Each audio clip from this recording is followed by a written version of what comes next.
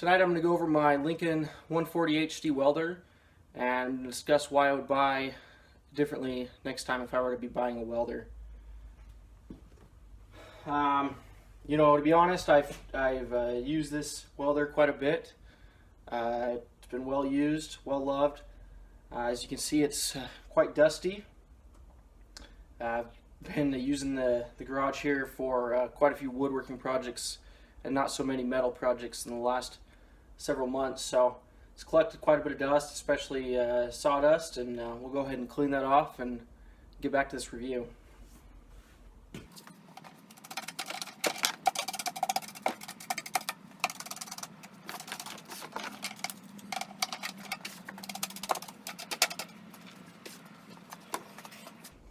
Okay, that looks much nicer. Just as a quick overview, to kind of give you a good scope of the projects I've done with this welder. I've done little projects to big projects.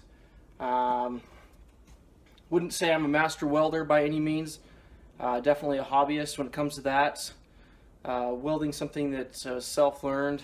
Had a few people in my life that enabled me to learn and also lent me their tools. Started off with a stick welder and learned decently how to use that before I ended up making this purchase. The Mig Welder's a lot nicer, having the wire fed, a little less to deal with there. So just a quick rundown on projects I personally have done with this welder. I built a set of rock sliders for my Tacoma. I boxed in the frame on my Tacoma.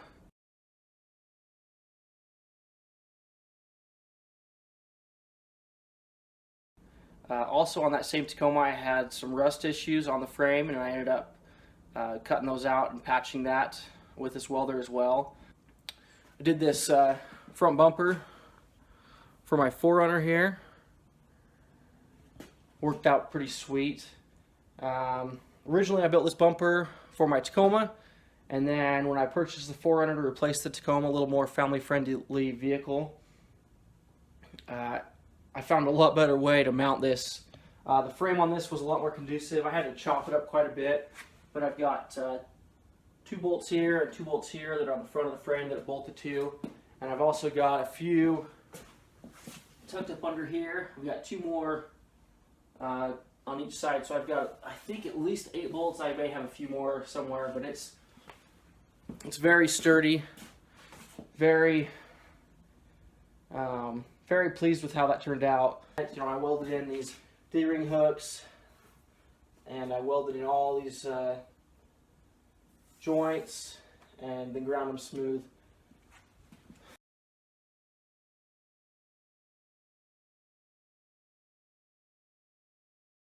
So that's one of the bigger projects I've done with the welder. I've been very happy with that. A few more projects I've done with this welder here. On that Tacoma again, when I did that box kit, I also did some new shock mounts on the axle.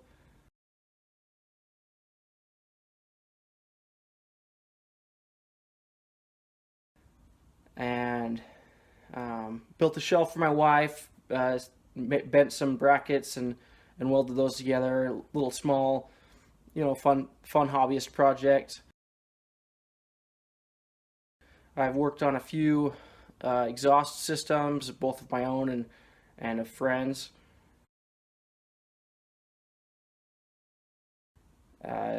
Worked on, my friend had a 85 Toyota 4Runner. It had a horribly patched job on the frame, and we ended up kind of patching it even more and making it a little better than what it was. It was pretty scary, and we made that better.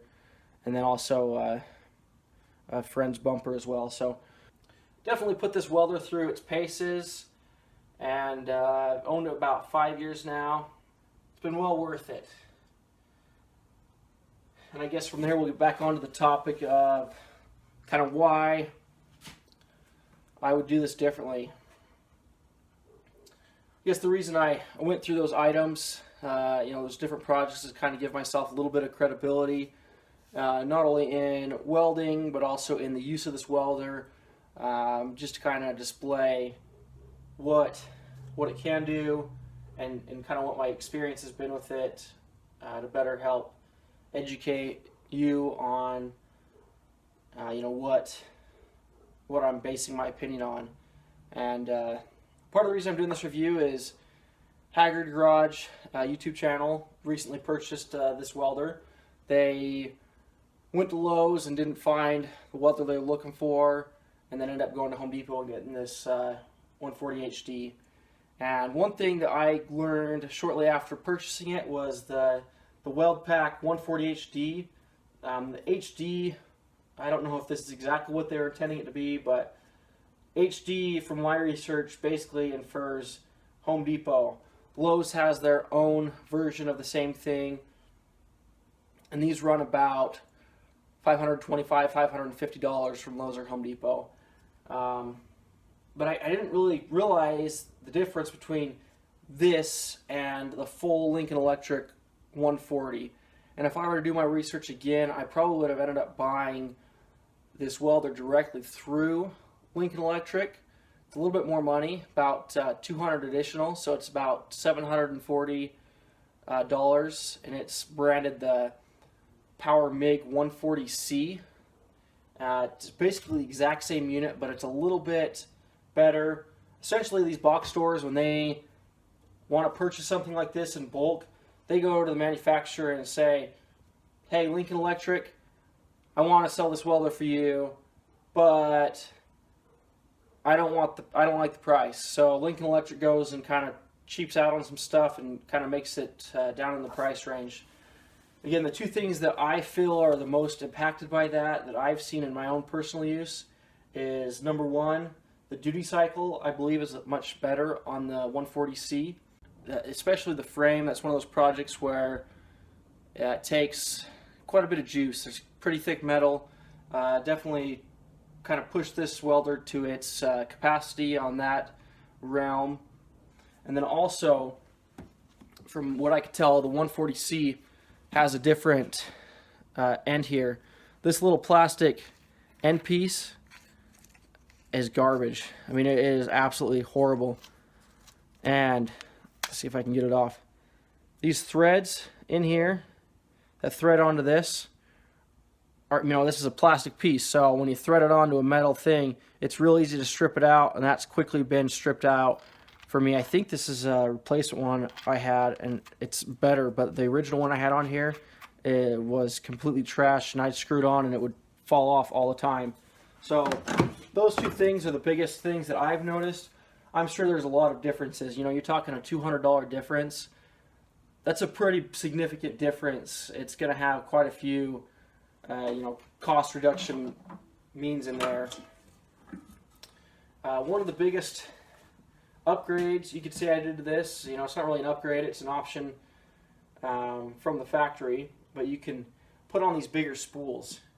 When I first started out, I believe it comes with, you go on the box here, you've got a couple of spools, the Super Arc L56, and then the this these exact two right here. These are probably them even. Inner Shield NR 211 MP. So this is what it comes with. I haven't put gas through this machine, mostly because when I purchased this, I didn't have a garage, and I used the flux-cored because I was out in the wind, and it just works better when you have windy conditions. Gas, if you've got the gas on, for those that don't weld a lot, if it's windy, it just blows your gas away, and it's an unprotected weld. So I'd like to one of these days get a bottle hooked up to this and learn how to weld that way. Again, I'm a self-learned welder, so it's a little bit out of my realm of experience as far as welding with the bottle, so that would be a little bit of a learning curve for me. They do give you this gauge kit here that you hook up with and this cable to hook up with the gas. Back to the internals here. I've got this larger, I believe this is a 10-pound spool. These are 1 pound. These are quite a bit cheaper to buy in the bigger things, and I was going through these 1-pounders really quick put on this bigger one, and it's been awesome. I've been on this 10-pound one for a couple years now at least, and I swear when I first bought this, I was going through a 1-pounder every few months. So, like I said, I've owned this for about 4 or 5 years, and it's been a good unit, but there are some things that I wish I would have paid a little extra money or did a little more research to begin with and get exactly what I would have liked. So I guess you could say I had a little bit of buyer's remorse with that, with this purchase, buying the HD instead of the 140C. In the end, would have I made the difference? I don't know. You know, this was a significant investment for me, $500, $600 after buying this and wire and a helmet. You know, it probably came out to be around $600. You know, it's a significant investment, and if I would have bought the 140C, it would have been closer to $800, $900.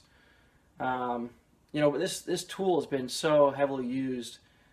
It amazes me the opportunities I find to use it, and you know, it just makes it, you know, it's an awesome tool for my garage. It's an awesome tool that I would have never expected to see the use that it has. You know, when I first bought it, it was kind of a toy, a hobby, something to learn, something new. So one other project I built was this Hitch receiver cover.